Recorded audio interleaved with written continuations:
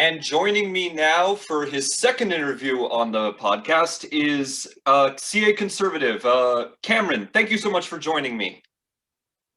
Thank you for having me. All right, so I think people are going to be surprised to hear this, but I have not yet watched the State of the Union yet because I don't know. I guess I felt like I needed to tune in whenever Mr. or President Trump was in office, but now I feel like I can tune away. Did you watch it? I did not actually. I waited to watch the response, though, Oh, yeah, by Senator Scott. I've got to get around to watching that because I can't weigh in on it intelligently unless I've seen it beforehand. It was very good. I highly recommend it. Okay, that duly I was noted. cheering throughout. Yeah. So why don't we talk about domestic developments? First of all, closer to the West Coast. I've been talking about this in some of the videos I'm recording that I'm going to upload on Saturday. But I have been following a bill in Nevada that could potentially do away with capital punishment. What I find very interesting is that Virginia got around to doing it before California did. They've tried multiple times there and they have not been able to. Isn't that weird that California has not been able to do away with capital punishment despite being a decisively blue state? Well, if Virginia held a referendum on the matter, the death penalty would almost certainly win. The death penalty remains overwhelmingly popular among the public, even if it doesn't among the Democratic Party. Right. So keeping an eye on that particular measure. But it's interesting because Oregon also has the death penalty. And one thing I actually will point out in the videos that I've recorded is that there have been several referendums and that have been held on the subject of capital punishment since it was reinstated in 1976. Do you know how many of them resulted in either the death penalty getting overturned or limits being put on it? You know how many? 0 would be my guess. That is correct. Not one has resulted in limits being placed on it or being overturned. Every single one of them was about retaining it or expediting the appeals process.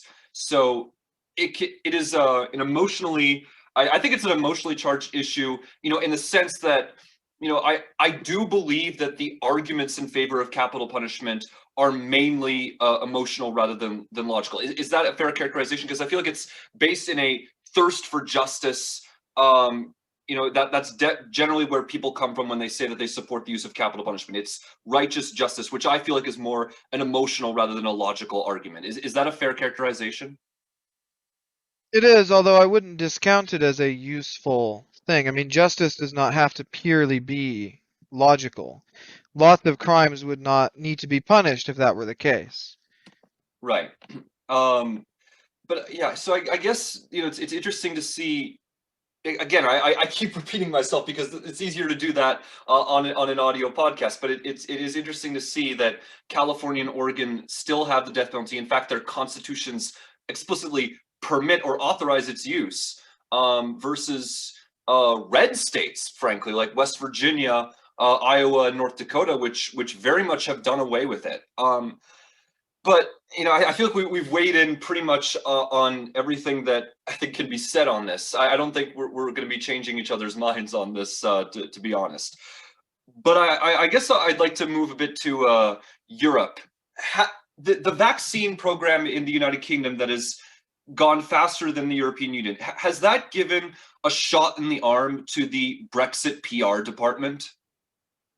Well, it's basically made the argument for them, especially as, the contrast is even greater. I mean, the UK is at what, like third place in the world so far as vaccinations administered, leading the way with their defense of AstraZeneca, their early purchases of Pfizer, while Europe is stuck with suing AstraZeneca for a vaccine they've repeatedly slandered and libeled that they don't want, that their people refuse to take now, and that they have no realistic prospect of getting anywhere near the number of vaccines they need to prevent a surge in the summer and fall.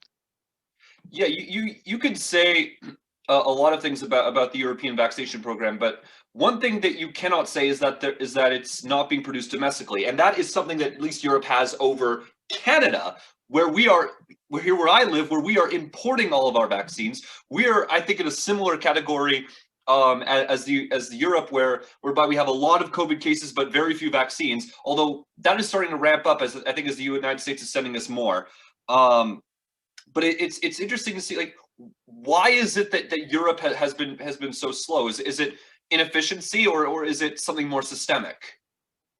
Well, in their negotiations with AstraZeneca, with Pfizer, and with others, they prioritized cost and equity over distribution rather than the number of doses or the speed at which those doses are created. They also waited a long time to chip in money. Um, like comparing them in the UK, technically their agreements were signed at the same time, but the UK signed earlier agreements pledging billions to AstraZeneca, Pfizer, and the lot for their vaccines. So obviously they're going to get it first. And they've been trying to fill in the gap by suppressing and banning the export of vaccine and vaccine ingredients, something that backfired very hard. They managed to piss the Irish off really badly with their attempt to impose a border with regards to that, between the Republic and the North. They've been trying to, especially Hungary, Slovakia, the more Eurosceptical countries have been trying to buy Sputnik and other Chinese vaccines, which both don't work and they're not remotely close to what their trials have said, as the Slovakians and Brazilians have said. And so they really don't have any good options because obviously all the orders for the year are fulfilled or have already been made, and now they're going to have to wait at the back of the queue for a vaccine that they spend more time arguing that it's unsafe and needs to be restricted. I mean, the Germans have been doing it for months, even before this blood clot nonsense. The Germans attacked AstraZeneca on a daily basis with stuff about it's not safe for older people or it's not resilient against even minor variants, which is untrue. So it's their fault in summary. Yeah, I'm. By the way, I'm glad you brought up the United Kingdom. I definitely want to talk about that because I feel like there's a lot going on in terms of, is the United Kingdom as an entity going to survive? Because particularly with Northern Ireland and Scotland. But let's start with Northern Ireland, and then I'll get to Scotland.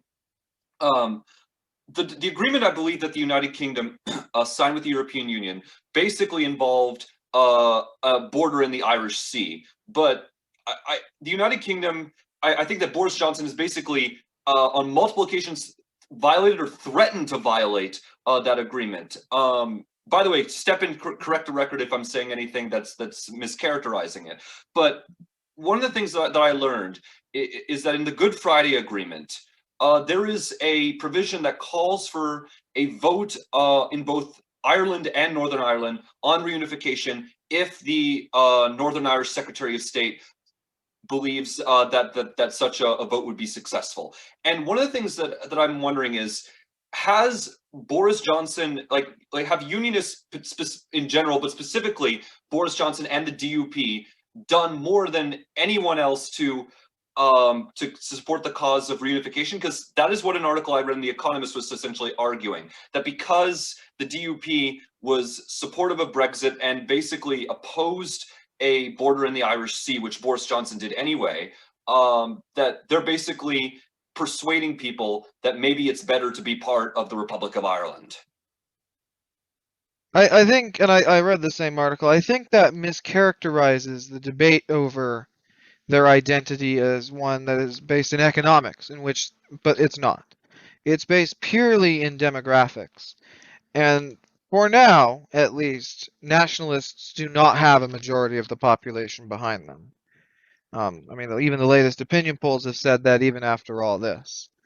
Right. Um, I Okay. think the agreement struck a good balance between not imposing a border between the North and the Republic, which the Good Friday Agreement and the original treaties from the 1920s specified, but also preserving the UK's internal market. Is it perfect? No. Was it ever going to be perfect? No. Are they doing the best they can under difficult circumstances? Yeah. Has Boris perhaps gone too far in antagonizing the EU? Yeah. Has the EU been sort of blundering around trying to, push everybody around to get to the UK? Yeah. So nobody is perfect, but I think under the circumstances, it's the best deal that Northern Ireland could have got, and I don't think it fundamentally alters the state of public opinion over the issue of reunification, It's funny which would fail because right now if it was put to a vote. right, no, but no, it's interesting because I read a poll that basically that over the past 5 or so years that while opposition to reunification was high in, like, we're talking maybe in the 60s in 20 in 60% range in 2016. The latest thing that I saw was that the those opposing reunification in 2021 still outnumber those who support reunification, but just barely now. That we're talking like a razor thin margin in terms of support for staying in the UK. Are you? Do you know which poll I'm talking about? Or because I think we might. I've seen it, but such a poll. The problem is, unlike Scottish independence, which has a significant number of swing voters who could vote either way depending on usually what the SNP is doing on that particular week, Ireland, it's pretty dead set. Nationalists have been gaining both in the assembly and in, the what seats in the House they contest, simply because their raw numbers are going up and the unionist numbers are going down. Um, the But rise of the alliance makes it a little bit more difficult, but because they're non-sectarian. But nationalists are nowhere near a majority of the population, even if they technically outnumber um, self-identified unionists. right, but and even with the nationalist even with say Catholics outnumbering Protestants, there's evidence to suggest that at least before Brexit, that Catholic voters were more willing, to support being in the UK, not because, out of like any sort of, hardline like DUP style unionism, but basically, I like my healthcare. I like workers' protection. I don't want that to go away. So there was evidence that possibly the people are not voting on strictly sectarian lines anymore. But my point was that it's possible that the what I like to call soft nationalists and soft unionists. It's those people that I think that are being alienated by the current back and forth. Do you agree? I think the issue is so deep within Irish society that that any sort of soft on either side only really applies to the issues of the day. Whereas in a straight border poll, I mean, it would probably go 45-55 with what the nationalists are at now. Even if, I mean, there's a very wide difference between the SDLP and Sinn Féin, or, the Ulster Unionists versus the Democratic Unionists. But on the raw vote, that's what you would see. Right. Still the same pattern, even if um, on different issues. I mean, they're almost entirely separate. It's Right. only by coincidence that unionists tend to lean to the right and nationalists tend to lean to the left. Right.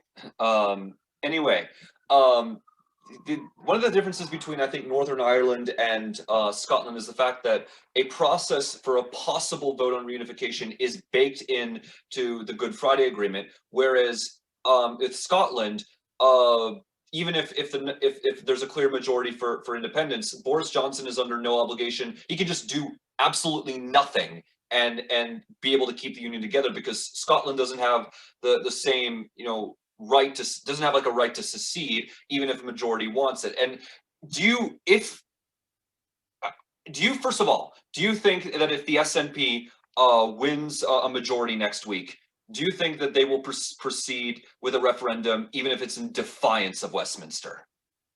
Probably. And the set, If they okay, win it, if they plus the Greens and that other nationalist party I can't remember the name of. won by Uh, Salmon. yeah, Alba I think is what they call it. If Yeah, they win both a clear majority of seats and of votes, um, which they probably won't. They're manipulating the system pretty hard to get the numbers they're getting. right, Um, they will almost certainly. It would be untenable for Boris to say no to such a poll. Um, even if support for independence is currently on the decline because of the behavior of Salmon especially, right. But and the also, other yeah. SNP ministers. So it's not just Salmon. I've heard that there, Nicola Sturgeon was accused of not doing enough to stop him. But is it the entire SNP that because I think from what I've been seeing, the SNP I think has for the most part recovered from that awful month. Well, they've recovered simply because the rest, or all the rest of the Scottish parties are unpopular. I mean, Scottish Labour is a joke. The Scottish Conservatives lost their only chance. The Lib Dems aren't even to be mentioned. Whatever that idiot workers or that Galloway, whatever he's doing. Oh goodness. And so it's really just a matter of nobody is strong enough to contest the SNP. The second that the former Scottish Tory leader left was their end. She was the thing keeping it together. Um, Definitely not going to hold her seat this time. Yeah, And so that's really where the problem lies, is that the Unionists can only win on a straight poll. They'll never win a normal election because they're too divided. right. Yeah, just to point out, it concur. I'll get back to Scotland in a second, but I think that it's worth noting that the same night across the UK, there's like particularly in the north, there's going to be local elections, and I'm expecting potentially the Tories to gain, especially in the areas in the Yorkshire and Manchester area. Is that what you're Do you think that's what's going to happen These latest scandals have come at an extremely bad time for the government. for the Conservatives? Yeah, this whole thing over the number 11 renovation and their war against Dominic Cummings, it could not have come at a worse time, even though the polls suggest it won't matter. Um, the Tories have a lot. They have a lot of their own areas up as well, because remember this is both last year's local elections and this year's, Right. because they canceled last year's. Yeah, So just a it's quick going to question. be. Just a quick question: Does that mean the stuff that was going to take place last year is this for a 3-year term as opposed to a 1 year less because it's a delayed, or is it's now going to affect the schedule going forward? That's probably because otherwise they'd all be reset. I haven't actually read the law in question, but I assume that a delay just implies they'll shorten the terms up, which could get very complicated for those councils that do like our Senate-like rotations through the seats. Oh Um, goodness. so I'm sure there's a 500-page law designed to compensate for that. But it's going to be, I mean, they're lucky that Stammer has had a lot of trouble gaining popularity among the public, and of course, if the UK was as incompetent as the rest of Europe with vaccines, Boris would be 20 points down in the polls. So that has definitely come in the right time. Right. Also taking place, by the way, that night is a by-election in Hartlepool. Or I don't know if you were aware of that. Yeah, which I believe I saw the both the polls and the bookies saying the Tories should win, Yeah, I'm thinking that's going to which be would a. one Yeah, so I was going to say I'm thinking that's going to be a Labour to Tory flip. it should be, especially given the normal election results there. It would have been a Tory gain had the Brexit Party not been there. Yeah, So the seat voted, I believe, 70% for Leave. yeah. Yeah, so And I believe Labour has a very pro EU candidate, so that should go over well. Yep. I think one commentator, I think this was the night of the UK elections. Their Decision Desk HQ was doing a special a coverage of that election. They were describing all of those formerly Labour held seats in that part of the UK, as in that part of England, as a bunch of Minnesota sevens is the term that they used. Is that an accurate description of what those seats are like? That may not be far enough. Um, we don't really have areas as hardcore to one party as many of those northern seats were for the Labour Party. Um, to where, I mean, like the old South is probably as close as you could get. Because even the inner cities attract, interesting left-wing parties here. But there, I mean, those were red in the 1980s. Those Right. were, you know, 70% labor constituencies not a long time, or not that long ago, that resisted all manner of national swings to the conservatives. Um, So it's like and the then they all South failed. South almost. Yeah. Yeah. Um, and the current Labor Party, I don't think is well suited to take those areas back. Nor does I think I think it knows that its path to a majority or a plurality is in the South. Is wiping the Tories out in London and massacring them in the south, in the southwest and the southeast. They probably need to win seats like, at a very minimum, they need to win City of London, Westminster. They probably need to win Wimbledon, seats like that. You know what I mean? Well, that's the seats they need to gain just to make gains at all. But to get a majority, I mean, they need to they need their map to resemble the Brexit map with all those Remain seats in the south. Yeah. They probably Um, also need to win some marginally leave seats as well. yeah, which shouldn't be horribly difficult in many places. Yeah. Um, although I know the strength of the Lib Dems and the Greens are going to screw that up in a lot of places.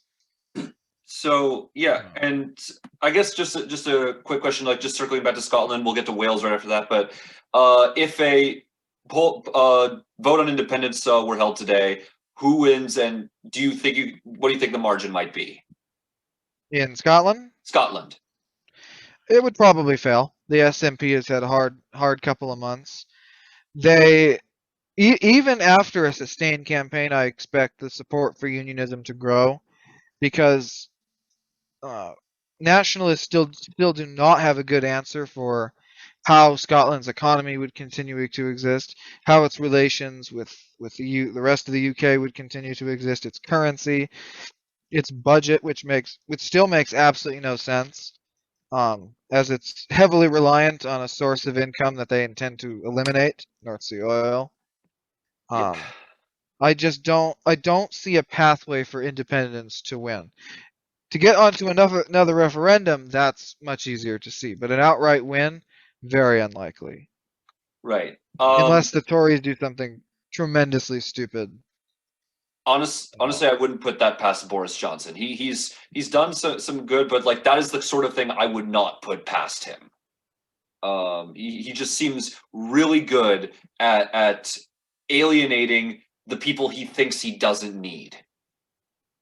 I'm Uh, astonished by is this spat with Dominic Cummings is like shooting yourself in the foot with your own gun. I mean, it's the man knows things. yeah, yeah, That'd exactly. be like Obama going after, Emmanuel. It's not going to end well for you. Yep. In Wales, where do you see things shaking out? I think I messaged you about the my fantasy of a three-way tie between the Tories, Labour, and Plaid Cymru. But where do you think things are at right now in Wales? Labour is almost certainly going to win first place. I don't think they'll have enough to win an overall majority, though. Right. It really depends on the seats, kind of like east of Carnarvon, kind of in the northeast of Wales. If the Tories can gain all of those without losing too much to whatever UKIP is calling itself these days, They can hold Labour under, but the Tories have absolutely no chance to be anything other than the opposition. It'll either be Labour or Labour and Plaid Cymru, which is something, I don't generally feel bad for the Welsh Labour Party, but that sounds undesirable. Right. I think they're already in coalition with Plaid Cymru, or they are, because they're like 2 seats short of a majority as it is. It would need to become more formal because I think they have a deal with the Lib Dems at the moment. Oh, Lib Dems. Okay, fine. That shows how much I know. Yeah, I think they got because I think they were because it's a 40-seat chamber and I think they had 20. Yeah. No, it's a 60-seat chamber. They have 30. So I Right. think they needed one from the Lib Dems and she got something. I forget what. Actually, let me look this up. Welsh Syned. Which I'm The assuming is, what part? The profit part? What? huh? What? Look at the seventh party in the chamber. Okay, so my count Patel. is that the Jeez. Senedd has 60 seats. Yeah, and I Uh, believe they were at 29 oh yeah, before. the government. Um, Oh, they're all zero because the Senate is dissolved. yeah. Yeah, in the United Kingdom, basically for the duration of elections, all MPs are technically former MPs. Yeah. It's not a continuing chamber like we do here. Yeah, there's nothing. Um, Yeah, go ahead. no, just yeah. Yeah, no, it's not like the United States where people a party loses elections and then they get legislation passed in the last what is it, 2 months of existence. Yeah. No, but looking at the seat projections, it's definitely the Tories may be lucky to place second. Plaid Cymru's had a particularly fun time. Because they get to be the reasonable left. Is Wales almost experiencing like sort of like a combination of what's going on in Scotland and England, whereby the English speaking Labour areas are trending to the Tories and the Welsh speaking ones are trending to Plaid Cymru. So it's sort of like a hodgepodge of both England, what's happening to Labour in both England and Scotland. Well, I mean, Welsh nationalism probably has a longer history than Scottish nationalism. I mean, But even it's the Crown shows that. But it starts off at a much lower base. I mean, Scotland voted for the assembly or for their assembly by like 2-1, whereas Wales it almost failed. right. Yeah, no, that I So remember that. Welsh nationalism is like a super minority position, but Plaid Cymru gets to sort of like the SNP expands its horizons a bit. Right. It's Um, like Brexit, I think, may have like raised the profile of Welsh nationalism to say like from 1/5 or 1/4 of Wales to same thing like 1/3. if that, Yeah. probably not even that for them. They've they managed to stake a much more reasonable position out on Brexit than Labour, as I believe in 2015 they and the Greens supported a referendum Yeah. on the issue, even though they were Europhiles, which has helped them gain among former Labour voters, especially along the coast, where they have all those 4 seats, I think, in the House. Right. Yeah. No. Um, Yeah. Go ahead. no, yeah. Yeah. There was a period of time, honestly, where I thought that the only party with a coherent Brexit strategy was the monster raving loony party. Well, every party, with the exception of the Lib Dems, was always going to be divided on the issue. Europe has divided Europe along the UK along strange lines for 50 years. So it was never going to be clean. Although the end was obviously decisive, both in the referendum and in the final election. Um, Corbyn was actually well placed because he absolutely voted leave in the referendum. Yeah, There's a he's reason always he been a lied about it for so many years. he's He always hated the been EU for a long he time. has always been part of the Eurosceptic wing of the Labour Party. And so that made him uniquely suited to disrupt the process and prevent Tory Eurosceptics from gaining a majority. Um, Obviously, the fact that the majority of the Labour Party is both against him and for the EU made joining the government impossible. but he absolutely hates the EU, and a lot of left wingers still do. It's Yep. all over those state aid rules. Right. Yeah, I'm not entirely. I don't know why the historical reasons for it. I just know that the old left in the UK has always been Eurosceptic, and Well, it's. Go ahead. well, no, the EU regulations prevent them from doing a lot of the things. They set limits on how far they can go in terms of regulations. The left in the UK is very protectionist, which obviously goes against the EU's whole Yeah, reason for existing. that's one of They the don't reasons like why. the bans on subsidies. They're not the biggest fan of immigrants. You know, if you actually ask them, they don't like its foreign policy because they love Russia, obviously. Yeah, no. Um, If you're listing all the reasons, by the way, why I supported Remain. well, I supported Leave at the time simply because for the reason that most Tory Eurosceptics hate it. It's an unresponsive organization that has radicalized a lot of Europeans against the West. It's inefficient. It doesn't like us, which is not, good. Mhm. It pursues regulations as part of its daily routine. Um, is that good? And the UK has never. The EU will now function better without the UK being there. Yeah, Honestly, and the in a UK is way, undermined. Yeah. go ahead. Go ahead, because I was No, because please. because I was gonna say, in a way, the whole debacle over Brexit, there was thought about the idea of Sweden or possibly, maybe the Netherlands, going out as well. I think that what's happened in the UK, I think, has basically quashed any hope of that. Well, not Sweden and the Netherlands, while they have very strong Eurosceptic parties, they'll never get anywhere near majority support. The only countries that are kind of next on the list is going to be the Finns and the Hungarians. Those are the only ones Finland? with What's going on in Finland? no, not Finland. What am I talking? Poland. What am I talking about? Poland. Poland and Hungary are the only ones, and even Hungary has stuck out a significant number of attacks from the EU Hungary on and the Hungary and Poland, I think, have basically just have discovered that they can stay in the EU and they can block any legislation designed to rein them in. yeah, because of course that requires unanimity -1, and so they can veto motions to hurt each other. Of course, now that in Hungary, now that the opposition has decided that we can do a coalition of communists and fascists, they may beat or they may beat Fitz out of they may finally get them. They may Um, actually unseat Orban. yeah, that's the idea. Call me deeply skeptical that people who ran around chanting interesting things about the Jews and about the immigrants and gypsies are now suddenly nice social democrats.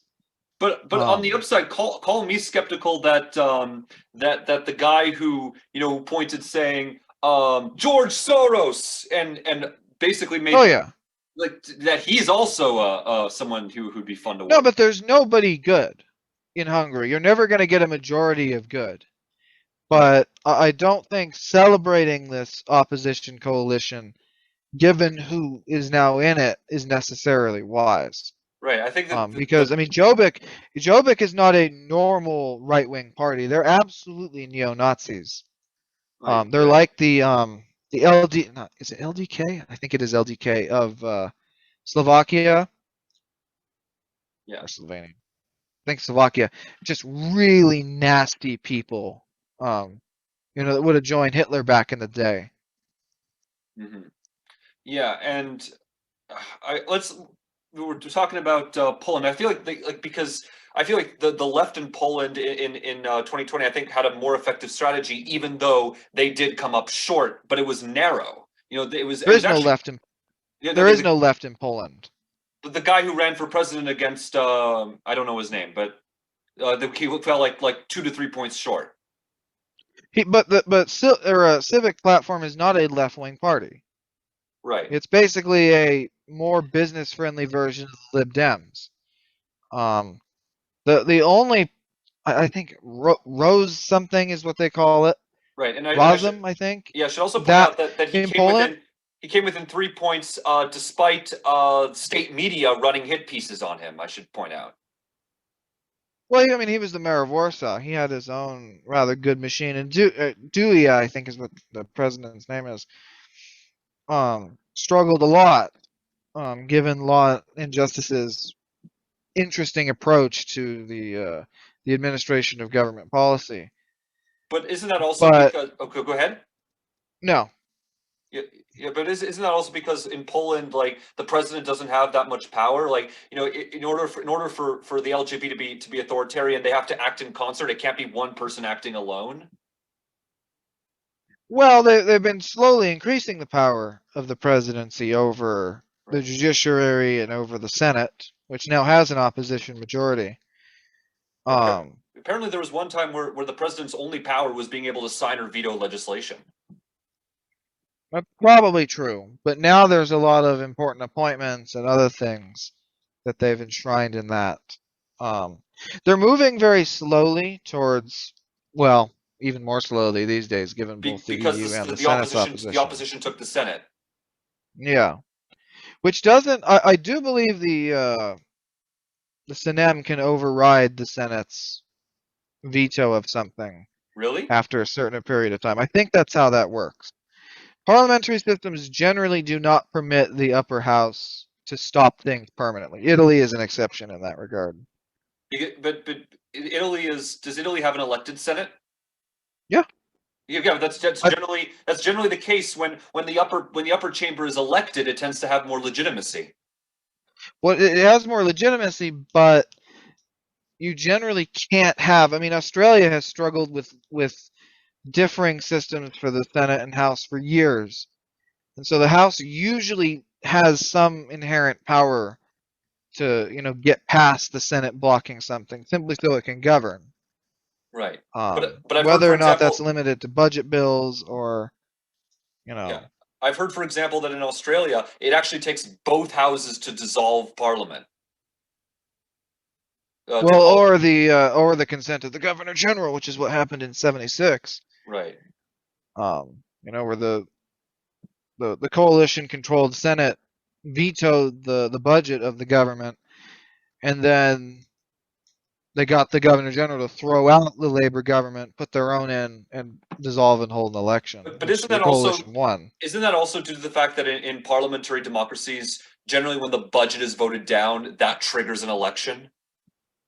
Well, it deals with the problem of if you have a chamber that, or one chamber that accepts a budget and a government, and then another that is not part of the government but can still veto the budget.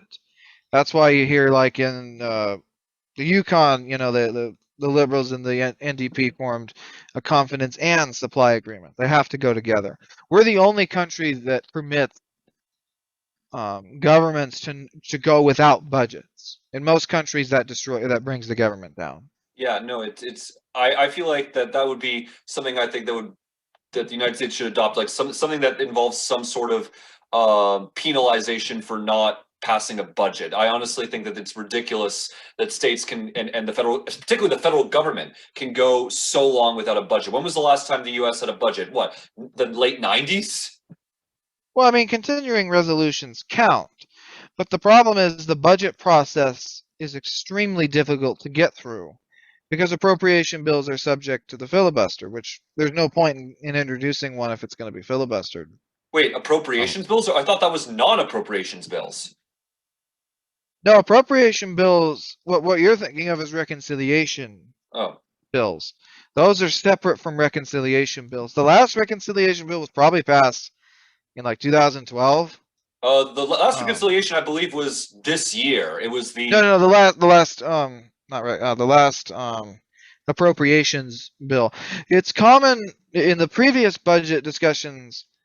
It was common for one side to introduce or to try to get through appropriations for like the VA, the military, to make the shutdown less painful.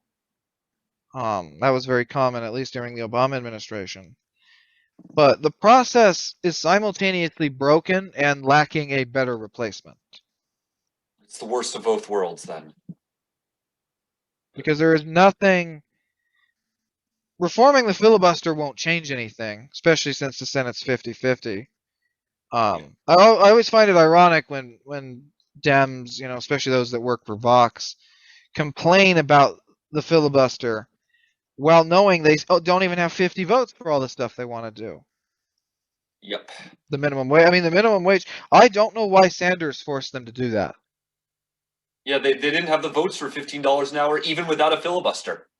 Yeah, and they forced a bunch of their own people to vote something down that wasn't going to pass anyway. I mean, that's like us putting a 10-week abortion ban up and forcing everybody to vote on it.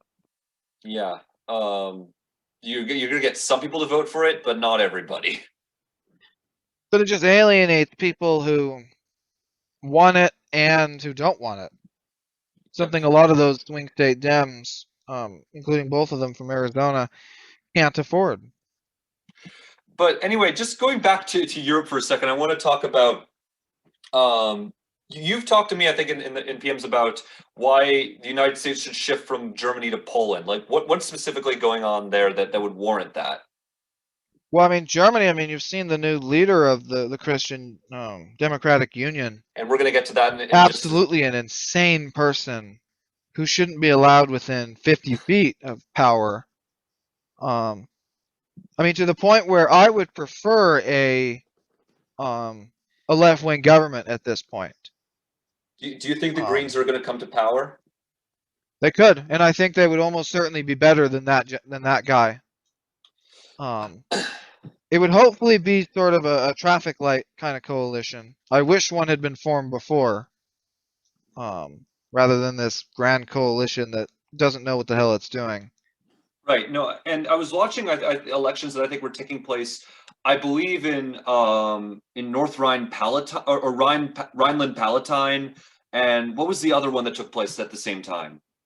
Northwest something. I think you were right. Is it North Rhine-Westphalia? Let me see. Yeah. Where the right won that one, but the left in Rhineland. Yeah. No. Yeah. No. It looks like what was it? North Rhine-Westphalia? I'm actually not sure anymore. Give Rhineland, the Baden with the Greens in charge. Baden-Württemberg. With the Greens, who have done a reasonably good job in government. Apparently, they did manage to keep the original government. Right. Yeah, the Greens. Given the left. So go ahead. Yeah, the Greens won. Yeah. Yeah. I just want to just check to see if it was both states. Let's see. Okay, this is actually taking a while to load now. Of course, it chooses at that time.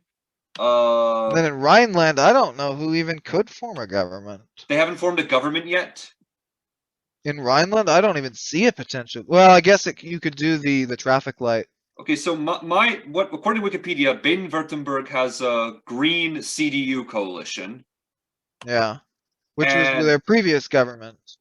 Right, and in Rhineland-Palatinate, they don't have a government because even though just looking at it, it's going to have to be a traffic light. Right, SPD, FDP, Greens. Yeah, could. I mean, you could do a grand coalition, but I highly doubt anybody wants that. Right. Like wasn't it in Baden-Württemberg they had like the Greens had a very popular candidate who is not as left wing, but has actually managed to dominate the elections in that state. Yeah, they've done a halfway decent job, and have governed competently with the CDU. The German Greens are probably the only Green Party in the world who are not, hippies that are always doing interesting psychedelics. They actually care because they take in the people that are sort of not workers' party enough for the SDP, but also aren't business friendly enough for the FDP. So they get to sit in a nice spot. Right. The Greens in Europe, I think, are an interesting bunch. Especially when you compare it to the United States, who in 2020, I believe the Greens nominated someone who I described as making Jill Stein look like Dick Cheney. Yeah, that sounds about right too. Yeah. So anyway, who do you think? Just to reiterate, you think the Greens would defeat the CDU in the later election in September? Well, I mean, it depends what happens since then. The Greens have never had to run federally seriously, and they got in a bit of trouble when they supported the former CDU government before 2005, I want to say. One of the things I'm worried about. But Go ahead. no. But it'll be interesting to see if the CDU realizes the hole they've dug for themselves. So yeah, I definitely agree that one of the things I'm worried about though is that the when I don't know if the Greens were in power. Like this was, I think, right before Merkel came to power. Yeah. But they Germany basically shut down all of its nuclear power plants under this particular government, and that's basically why they are reliant on Russian oil and natural gas. And I'm worried about a similarly disastrous outcome if a Green government comes to power. I mean, but that's a policy supported by almost every other German party. They aren't unique in that. Um, and of course, Germany could easily buy its power from the French, from the Danes, from the Swiss, who have maintained their nuclear plant and And other they sources. could also buy it from us. Well, that would be enormous. Liquid natural gas is not a viable option for regular energy. That would be way too expensive. But their insistence on allying or keeping the Nord Stream 2 is why that they should be thrown out of the Western Alliance if they continue to do that. Did Merkel ultimately make a decision about Huawei? I believe the EU itself decided to clamp down. Okay, so Um, because I know that I thought Merkel was going to make a big decision on that. So I'm guessing because of the big role that Germany has in the EU, I'm guessing they may have tended towards that she might have been responsible for that decision. Maybe. I mean, obviously the Commission president is German and a big ally of Merkel. Right. Um, but the EU, because they signed a big investment agreement with the Chinese, who promptly proceeded to throw out several European ambassadors. So the Chinese behavior over Europe has been extremely self-destructive. Um, despite the fact we haven't been doing any better. Which has been enormously entertaining to watch for those pro-China forces within the EU trying to deal with their massive failings. I mean, it's even for those who support both China and Russia have had just a miserable time defending them. Their behavior, I mean, Um, over the vaccines, over the genocides they routinely commit, over their acts of terrorism, over just everything has been quite entertaining to watch. We almost don't deserve to have opponents this bad. yeah. It's anyway. I was just taking a look at some elections that are taking place later in the year. Um, but oh, that's right. I remember what I wanted to ask you. You mentioned China. Is Hong Kong ever going to have an election again? No, not a real one. That time, the district elections are the last free elections they'll have. The one in They'll be, 2019? yeah, Yeah. yeah, the one we were all excited. 2019 or 2020, I The, forget the which. ones the ones where the local elections where the pro Beijing forces got swept out of power, I think almost everywhere. Yeah, they were severely hurt, and the opposition, ironically, in a fair election, likely still would have lost under the system because they would have needed to win like 65% of the vote to win a majority of seats under the distribution. Whereas in the district councils, they're all first past the post. Right. And so 55% across everywhere just destroys everything. Right. It, it's Uh, it's almost like the Economist, I think, once described the comparison between Hong Kong at that time versus Singapore. They described Singapore as a illiberal democracy versus Hong Kong, which at that time was a liberal autocracy. well, I mean, Singapore has free elections. It's just only one party tends to win. Right, but that party has also used its power to sort of limit like certain freedoms, like freedom of speech. Like it's not as expansive as it is in other parts of the West. No, but it is roughly similar to just Southeast Asia in general. Right. Um, it's a place that has often it it it has to it's prevented itself from going too far in many cases. I mean, if they wanted to ban the opposition tomorrow, they absolutely could. Just gerrymander them out of existence, and it wouldn't be a problem. But I think they recognize the problems caused by that, and the PAP is a bad party, especially given how left wing most of their opponents are. Right. Let's just jump around from country to country. We were talking about, I was talking about in Europe, how one of the reasons why I believe that the United Kingdom's debacle with Brexit has basically destroyed any move elsewhere to leave the EU. And I think one of the examples of that is the fact that in France, Marine Le Pen is not campaigning on leaving the European Union. But the idea of Macron being up only 6 points over Le Pen is something I would have thought was unthinkable 4 years ago. And Well, yet I here mean, we are. France, I mean, while it did reject the Constitution in 2005, it's never been that Eurosceptical. Um, Especially as German influence has declined. I mean, hell, a third of the EU lives in Strasbourg. So she's not campaigning on that simply because she wouldn't win if she tried. But she is going to get dangerously close to power. What are the Uh, consequences if Le Pen actually pulls out the win? I mean, it would be near. It would be. I mean, she'd leave NATO. She'd. I mean, she'd join Russia full tilt. She'd probably just leave the EU for the hell of it. Yeah. I saw that several active generals had openly entered the political field in a letter. I mean, there would have to be serious considerations of extra constitutional actions if that were to happen. To jump around even further, Peru is going to go through the same thing in about a month, Oh my goodness, I'm uh, so glad you brought up Peru. with That both candidates being utterly unacceptable for the office, to where they both need to be removed on day one. yeah. I've heard the communist may be in the hospital, so that may not be a problem. Yeah. Um, but they are Um both absolutely too dangerous. yeah, I think that what I was reading an article was that, the Fujimori name in Peru is one of the most toxic names in Peruvian politics. And I believe that we have found the one situation in which a Fujimori could get into office. Well, I mean, I've said, and I'm not alone, that I would vote for her simply because she'll be removed on day one. I hope She's you not only openly allied with criminals, but she is a criminal. From yeah, bribery charges to corruption charges. I mean, yeah, but that's let's easy. Aside from all the political crimes her family has committed, and especially given she's promised to pardon her father, who should have been executed a long time ago. yeah.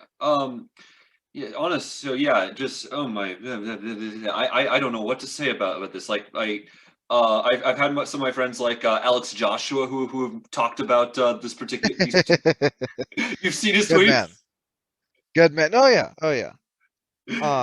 And I believe he supports the communist in that case. Yeah, Which is not invalid, but he will be there to do more damage than she would be able to. I That just yeah. Go Peru is ahead. a prime example of why two-round systems are not a good idea. It's a flaw in the two-round system because it. Because I mean, you'll see we almost saw that in France in 2017, Oh, where between it could have, Le Pen and Jean-Luc Mélenchon. yeah, that would have led to the exact same case where the where either of them would have to be removed by some means. Two-round systems in which everybody's sitting around 20% are really dangerous. Yeah, it can. A New York style ranked or RCV is about the only way to compensate for that, fragmented system ever working. So yeah, even the system in Georgia you would not support. Well, Georgia, the problem is that the runoff, and that's one of the good things they did in that law was halving the runoff period. 2 months Right. is way too long. Right. Um, I actually thought Louisiana does it better. I was expecting Republicans to get rid of Louisiana. I think is the exact same system as France, and of those other countries that do 2-round systems. That's what Louisiana system is. Yeah. Um, and the system works in places where party primaries are identical to the general election. That is what that system is designed for.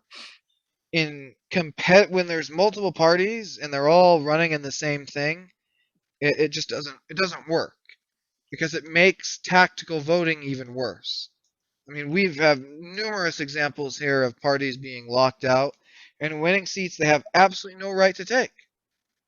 We memed, Christy Smith managed to hand everything to us because we won the first 2 slots in her assembly seat because Dent ran 4 candidates and we ran 2.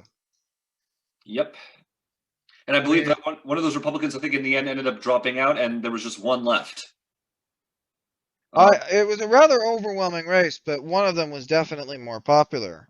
Yeah. And so it's a system that leads to undemocratic outcomes. I mean, even in Washington, where they allow write-in votes on their second round, like why? Yeah. Where 40% of the people vote write-in in some places. I mean, that's a sign the system isn't working. Right. Just jumping around. Nicaragua has an election later this year. Can Ortega lose? Probably not, given Biden and the CIA aren't going to spend a ton of money to kick him out. Yeah. The opposition, I believe, is not terribly popular there. I mean, it's obviously possible, but I the just really think, dangerous one coming up is going to be in Brazil, though. oh, that's next year. I didn't think that the left could I thought that for a while, for the first couple of years, that Bolsonaro was a lock for re-election. But I think that Lula da Silva could actually pull it out. Well, he was only a lock for re-election because Lula was in jail, Yeah.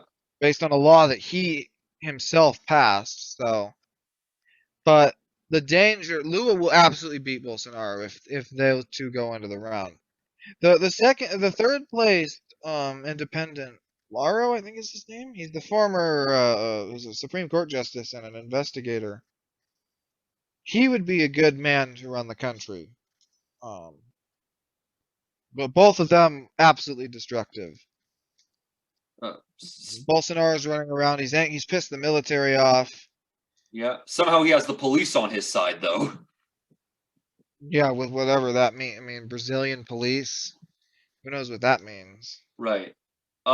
Just jumping around in Latin America, I feel like the best case scenario occurred in Ecuador, where I think where the left was expected to win, but Guillermo Lasso, I think, actually pulled out the win instead. And I'm It's wondering, 4th time running. yeah, and I'm wondering is pro-business conservatism making a comeback in Latin America? Not if you look at the legislative results. What happened there? Well, I mean, the left won like 70% of the seats. Oy. Between the left-wing party that was there, the old left, that indigenous party. He only won because everybody hates or a majority of the indigenous people hate the current government. Right. I mean, the right. I think the right has governed Ecuador, at least in the presidency, for quite a while. I think Ecuador is one of the countries where the right has been successful. I believe it's been a while. Oh, Lasso served, I believed, in the last right-wing government back in the 90s, but it's... so the left has governed Ecuador for a while. Sorry, I'm getting my countries mixed up. There are a couple that are like that. Yeah, look at the legislature. I mean, you got the first party, left-wing, the second party, indigenous, and then the center-right, the left, the center-right. I mean, the center-right has like, out of 137, that's an interesting figure, has a collective like 40 maybe, if that. Right. I certainly think it's a better outcome though than what happened in Bolivia. Well, that was a joke. They stole the first election and then the people re-elected him again. Come on. No. It's had the first election actually not been rigged. I believe that Morales would have lost. He would have, even if it wouldn't have removed all of his cronies at the same time. Right. Because I think on the second round, what was his name? Carlos. Well, shows how much I remember. But the guy who ran against Morales in 2019, and then ran against the MAS candidate in 2020. Yeah. Yeah. I believe he's gone Mesa. I now. think it's Carlos Mesa. Yeah, a rather left-wing guy, actually. Really? Yeah, I believe he's sort of a Tony Blair-esque third way kind of figure. Those are not the worst types of liberals you'll find. Preferable to the lot that's in there now, but Yep. um, the right, the ones that led we'll call it a coup just for the sake of argument, are just not that popular. Yeah, particularly with how Jeanette Áñez, I think she alienated a lot of people. I think who could have been amenable. She didn't sort of recognize that she was a caretaker president, and I think that may have alienated some people. Well, I mean, she was the second vice president of the Senate. She didn't exactly start in a very high position. Right. It would have been significantly more honest, obviously, to have just the military in charge. Yep. Let's just jumping around again. Chile, do you think it's headed in a left wing direction, or do you think the right is going to be able? Because I think I've heard it described under Pinochet as a neoliberal's dream. Is that going to go away?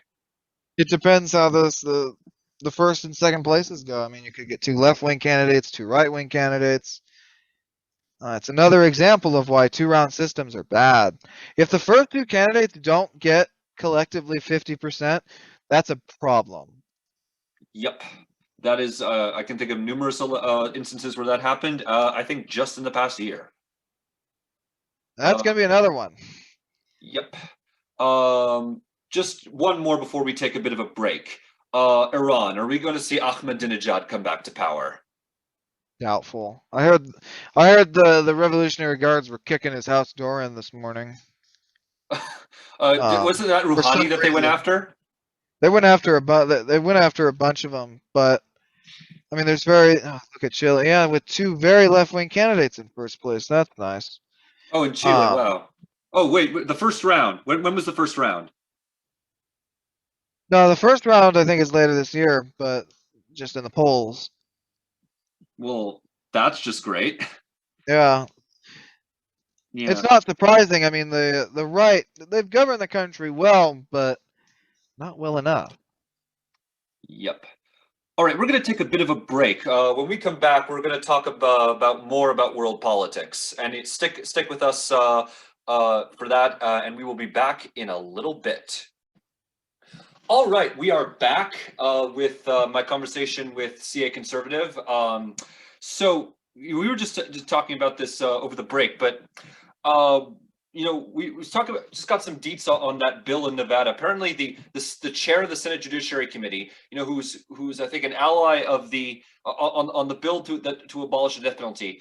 The chair of the Senate Judiciary Committee is a friend, I think, or an employee of the Clark County DA, who is absolutely against this bill. But apparently, earlier in the year, at a virtual conference, when asked whether she would support the repeal, she said unequivocally she would. So, that's just the latest deet that's come out. My friend Tabitha Mueller for the Nevada Independent has been covering this.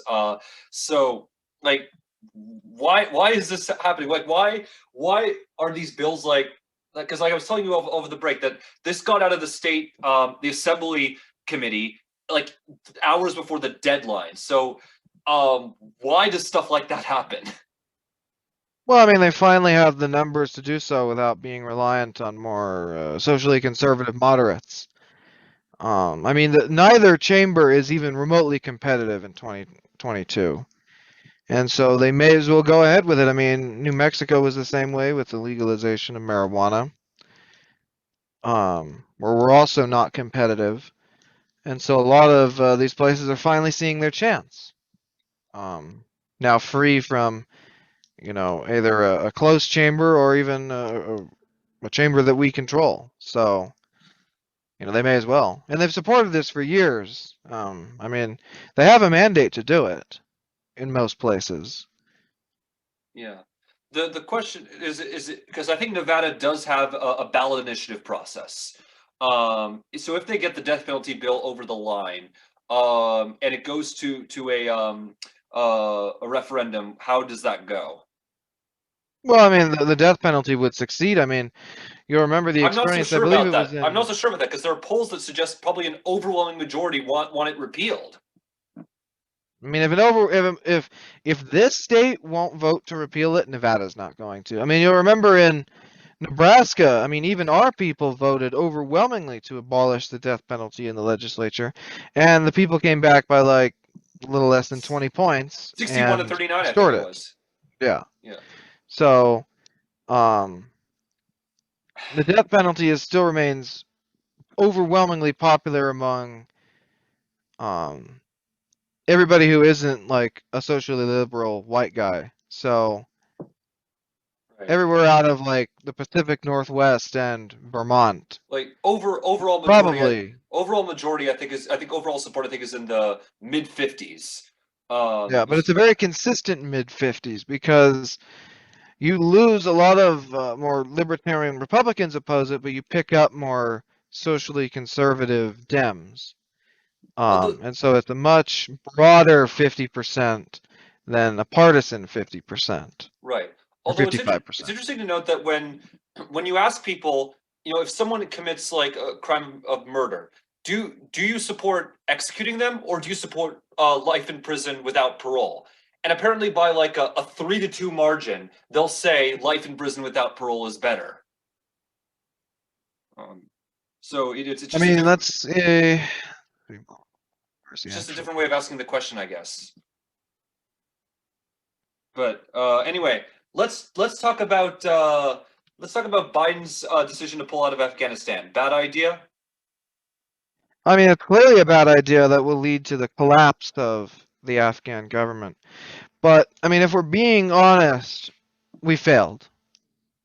In a way that we really didn't in Iraq.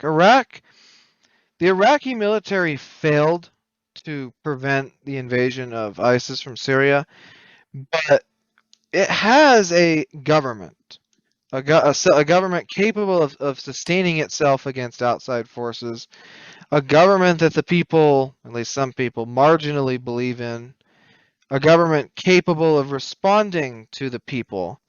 And in Afghanistan, they have no such thing. They have a government that nobody cares about.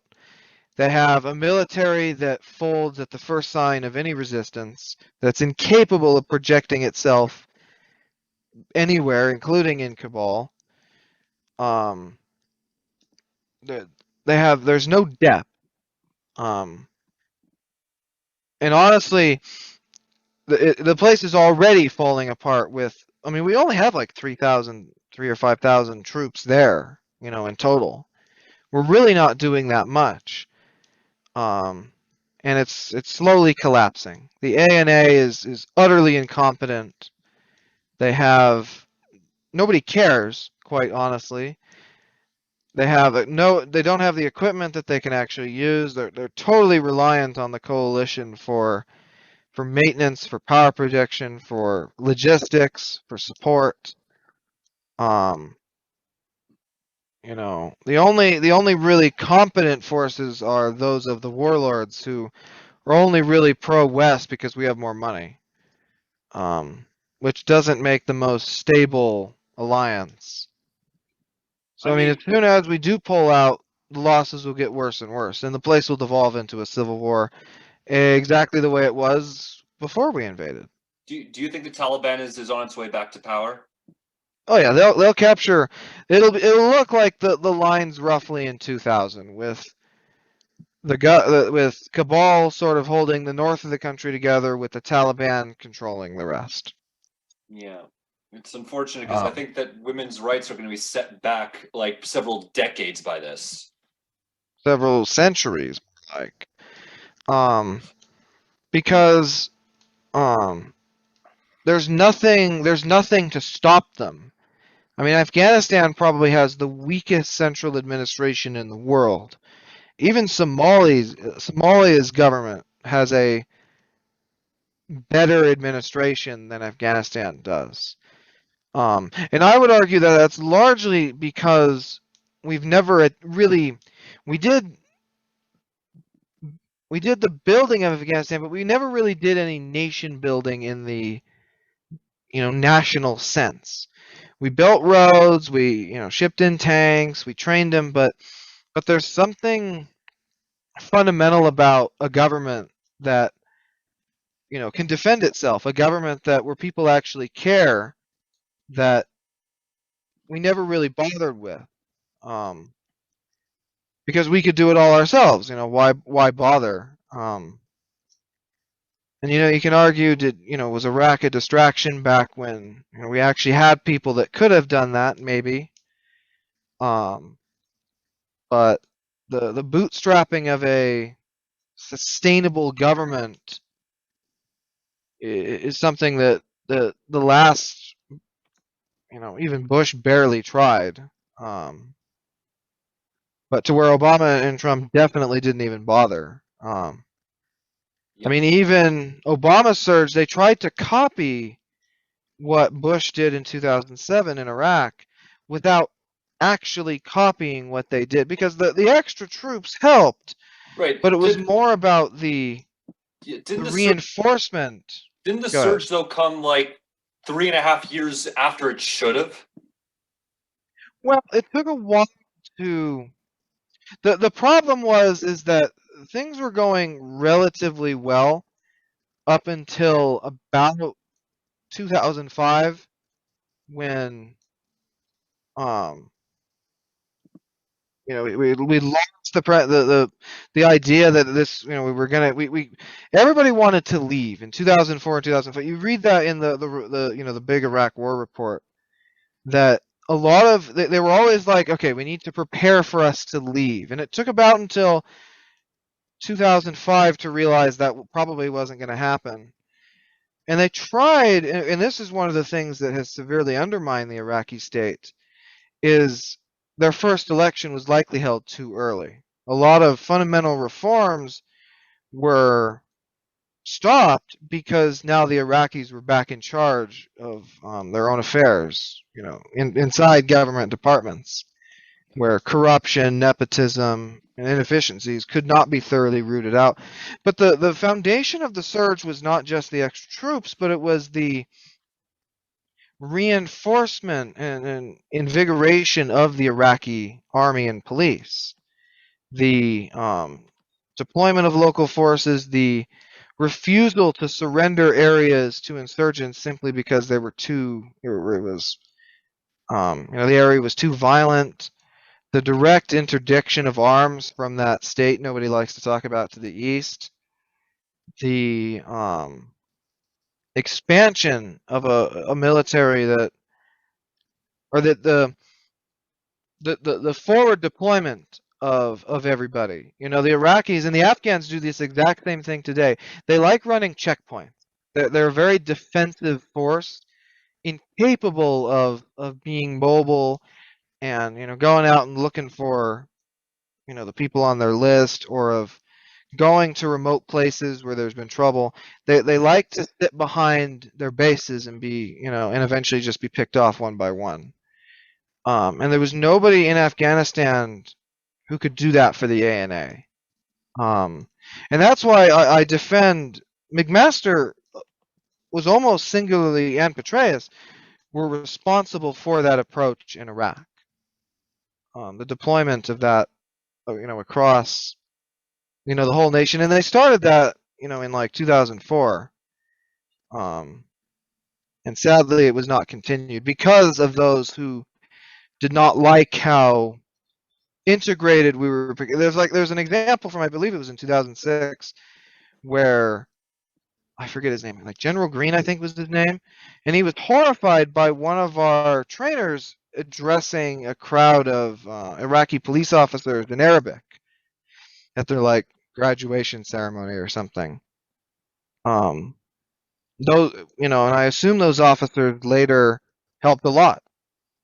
And you don't read stories like that from Afghanistan, where we were able to build up a force actually capable of replacing us when we eventually left. Right. And that is a mistake that will cost them and us dearly.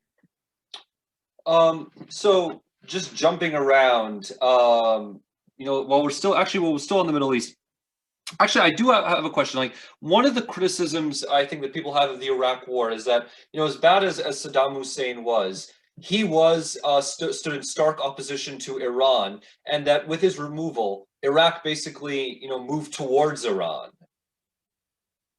Well, I mean, it's a majority Shia nation. It was always going to end up in Iran's sphere eventually. And I think the Arab Spring disproves the notion that strong dictators can stabilize areas. I mean, we've seen Assad butcher almost 1 million of his own people in pursuit of stability. We've seen regimes in Libya and Egypt rise and fall, or more like fall and rise, um, after these dictators fell. And Saddam absolutely would have gone out guns blazing as Assad has done. Um, Probably even worse, just because of the amount of weapons they still had after the Gulf War. So the notion that the region is any more or would have been any more stable had we left him in power is absolute nonsense. It would have Right. devolved into the same thing, and we would not have been in a position to help at all, Right. as we have seen in Syria. So it was good for that reason that we took out Saddam Hussein early before this all came up.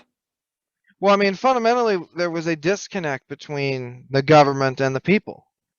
Of course, one could also argue there was a disconnect between the people and reality. A lot of Shia tribes, or not, Sunni tribes, were originally opposed to our direct intervention simply because they thought they were in the majority in Iraq. Sunnis thought they were in the majority in Iraq? Unironically, yeah, several of them have testified that they thought that Saddam was just scaring them by saying that he was, holding back the Shia tide. They were utterly delusional about their position in Iraqi society. And that's why a lot of them were such a problem to deal with. Um, of course, after that long dealing with the Shia's desire for revenge is still going on, as we see today on the streets. Yeah. But So, this notion of a stable dictator is just it's not necessary when the people. I mean, the first election Iraq held returned a reasonably moderate legislature. I mean, really, the only election that has gone for a actually gone for a more radical candidate is Hamas in 2005 or six. Because of course, the Muslim Brotherhood, as people have testified, didn't actually win in 2012 in Egypt. really? They stole it. They Well, the stole it? general.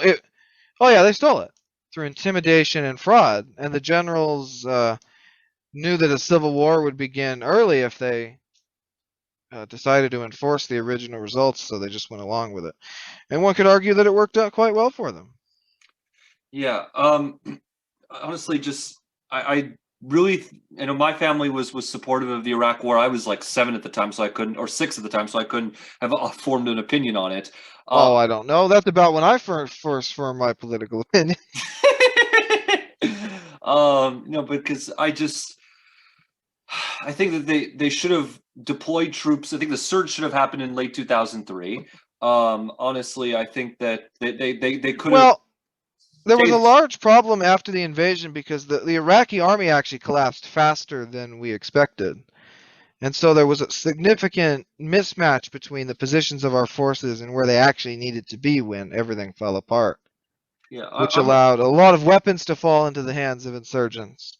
But I'm the lost years of 2004 and 5 are basically Rumsfeld's fault. If we're being honest, yeah, Rumsfeld. Yeah, he was largely responsible for failing to switch our approach and failing to promote those generals whose approaches had worked. I mean, Mosul, for example, that's where McMaster started in Mosul, and his approach it was working with the creation of an Iraqi police force, the creation of a stable city government.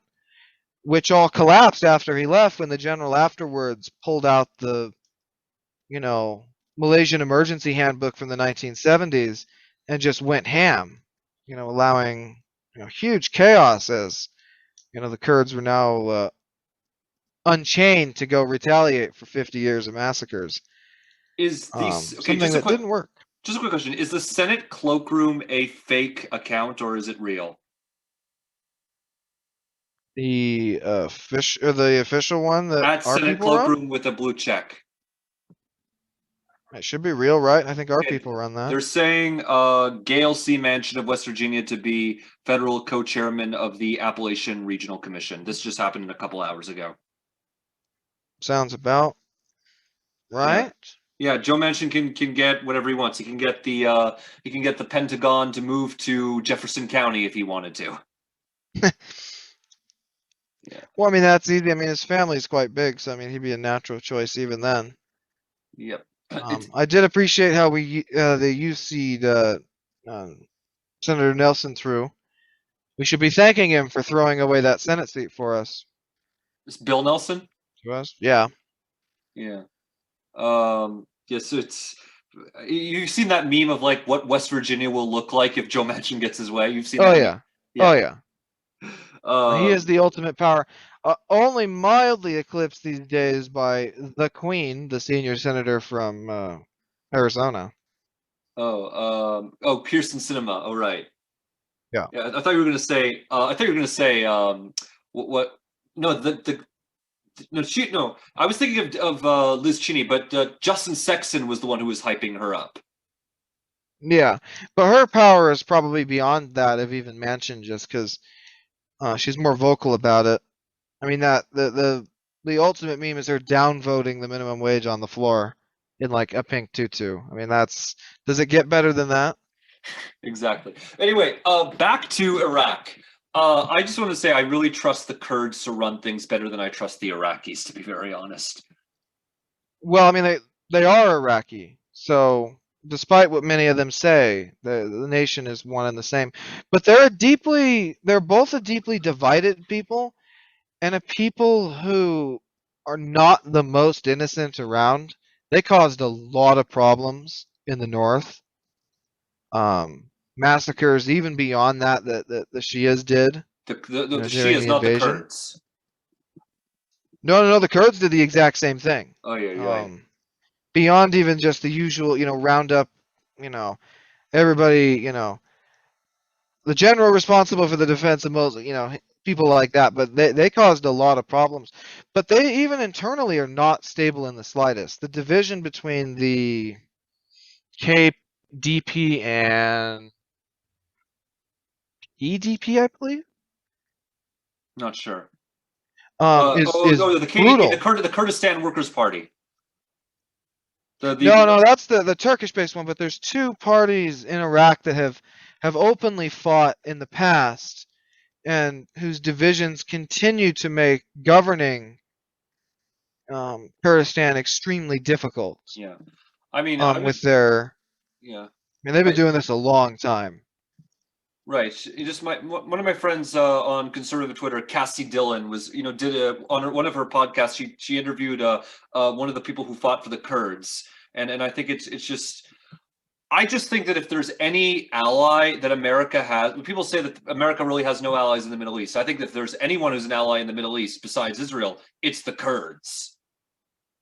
Well, there are people who we've naturally gravitated towards simply because they have no other friends.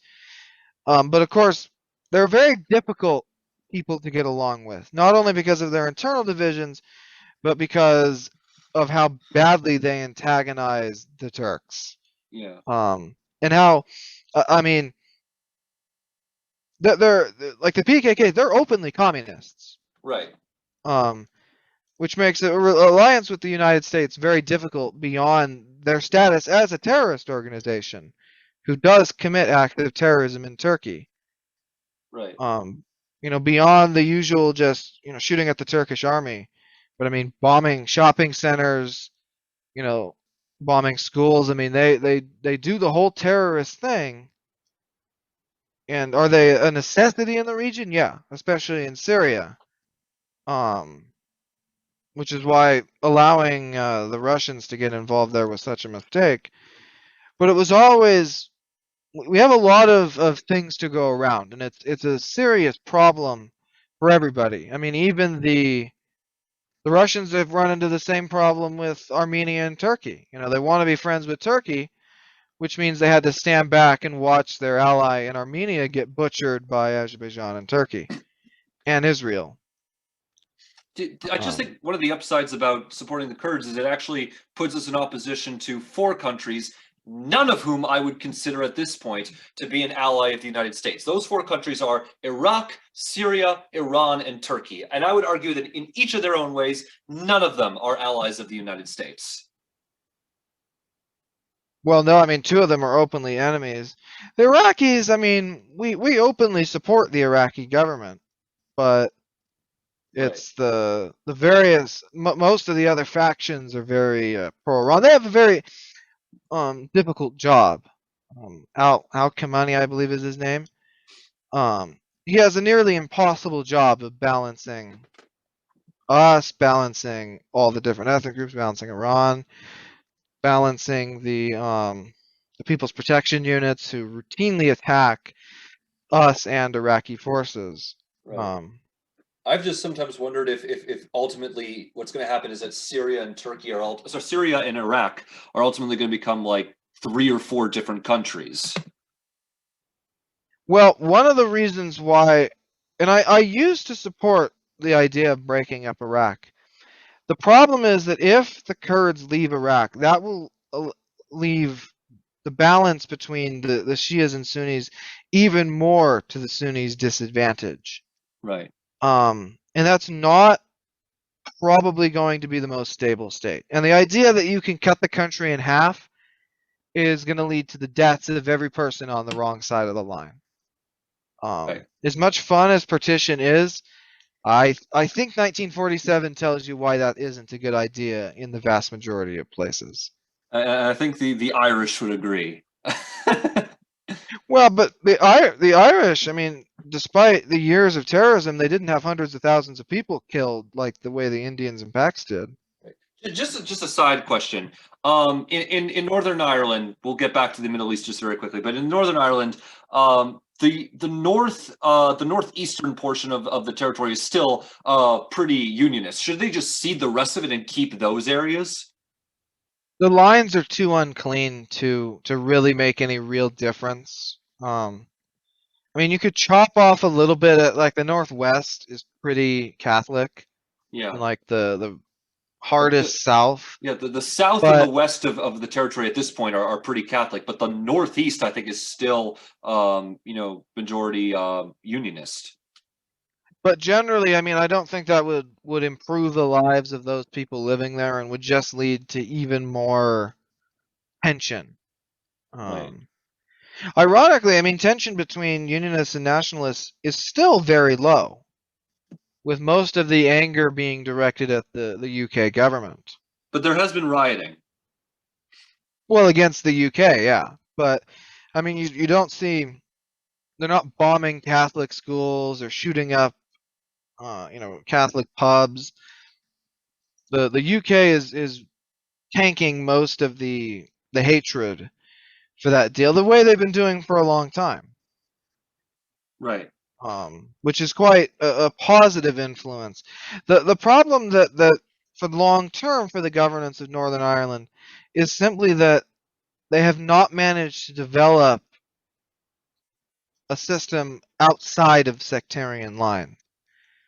The alliance is beginning, and the Greens are starting to get close, which makes the lines blurrier, but probably better. Um, and that will be the key for the future. Not whether, I mean, no side is going to take a numerical majority for a long time, but neither side is going to feel safe if their sectarian opponents can gain an absolute majority on them. Right. And until that's outside those lines, the health of the system will be very low. I mean, Lebanon and Iraq face the exact same problem, and Malaysia, just to name another. Yeah. I mean, where the systems are inextricably linked with sectarianism, and that is very destabilizing. right. And one of my family members thinks, by the way, that Israel going to war with Lebanon at this point seems like a real possibility. Like a Well, they tried that before, and it didn't end very well for the Israelis. in 2006. Um, yeah, I mean, the Israelis, for all practical purposes, lost that war. They were able to shut up Hezbollah for a while. Well, but their state, the whatever they call the Free State of Lebanon, I believe they called it, Right. fell apart towards a united Lebanese government, which has proven itself over the past 2 years to be utterly incompetent, totally subordinate to sectarian interests, including Hezbollah. I mean, that explosion at the port says it all. Right. The collapse of the Lebanese economy says it all. The inability of anybody to contain Hezbollah says it all. Right. Yeah. It's. I mean, it's unfortunate. I just but I still think, but my opinion on the Middle East has actually for a while been that Israel, it knows how to take care of itself. I mean, it'll bomb Iranian reactors if it has to. Well, the rise of sufficient missile defense systems has made most most problems not existential. Nuclear weapons remains a fundamental threat, but Hezbollah having 1,000 missiles or 10,000 missiles, it's not the biggest. It's not a problem that they can't solve. The creation of the Iron Dome and other assorted systems has saved the region from the Israelis having to invade everywhere to prevent missiles raining down on their cities on a daily basis. Right. And it's funny because like I have friends who the school I went to, we have a sister school in northern community in Israel called Metula, and they for a while did not know a day when they did not have to run to a bomb shelter. That in 2000, that was like in the early to mid 2000s. But Yeah. I think that in a sense things have improved there. But it sounds like Israel might very well decide they have to act again. Well, the bar for needing to act has been raised significantly because they can simply intercept most of the things that Hezbollah could possibly send at them. right. But the important, Um, yeah, the important thing is that. By the way, when that missile that almost hit that nuclear reactor, did that come from? Was that Iranian or was that purely someone from Syria? I haven't heard the full story on that, but it sounds like it flipped past Israel's SAMNet on the heights and had to be shot down later. But I think it was because they routinely cross the Syrian border to bomb things. And this time it sounds like all the Syrian SAMs decided to open fire. And one of those missiles got through Right. the original net. Because normally, Syrians, their surface to air defenses are just pitiful. They got butchered after that attack. They blew up like a dozen of them. There's a running meme that every time Syria fires a SAM, the people of Cyprus have to take cover. As they did hit Cyprus with one of their missiles, I think a year ago. Um, and I mean, it shows the Turks did the same thing. They butchered the Syrian air defenses during whatever they call it, olive something, I think was the name of that campaign. Um, something which it doesn't pretend well for the wars of the future. Right.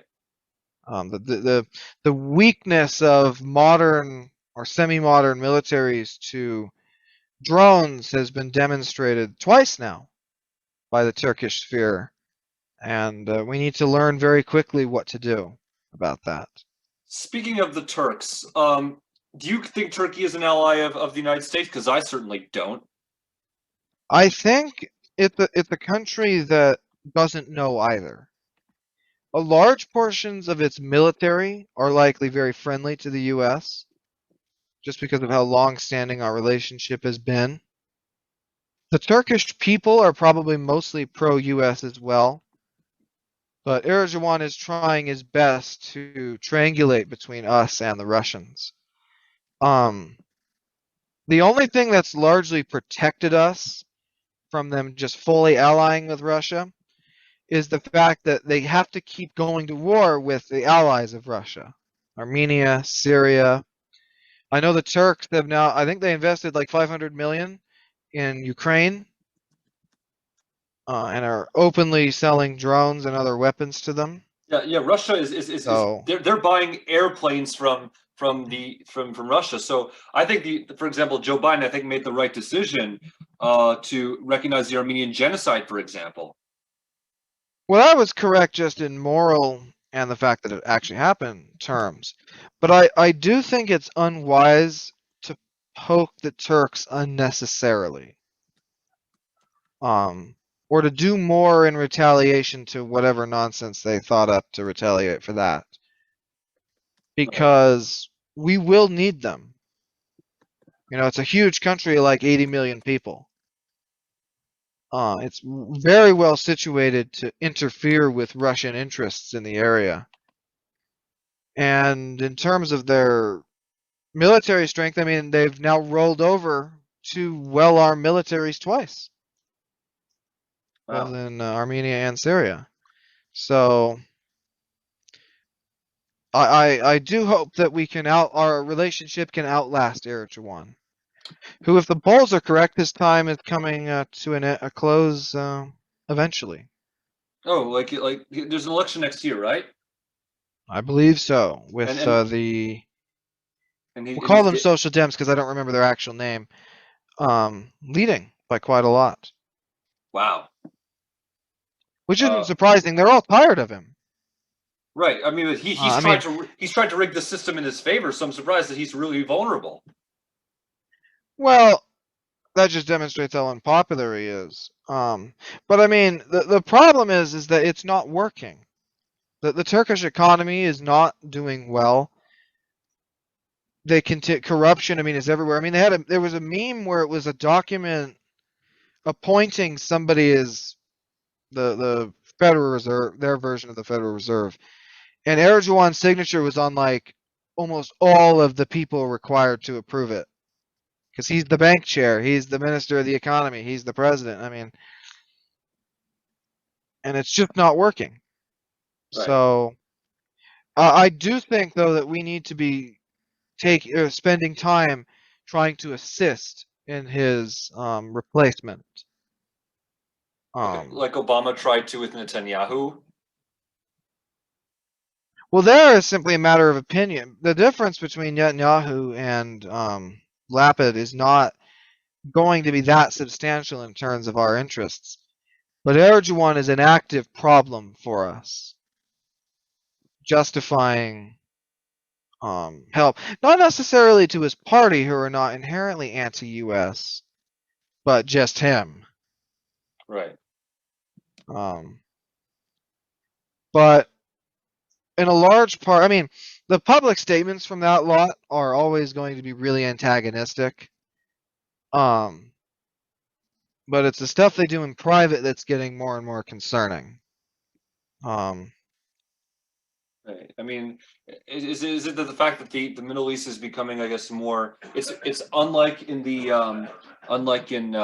much of Europe or the United States, which is secularizing to to respect. The opposite is happening in the Islamic world. well, the old lines are starting to break down, and there's an increasing bout of radicalism among a decreasing group of people.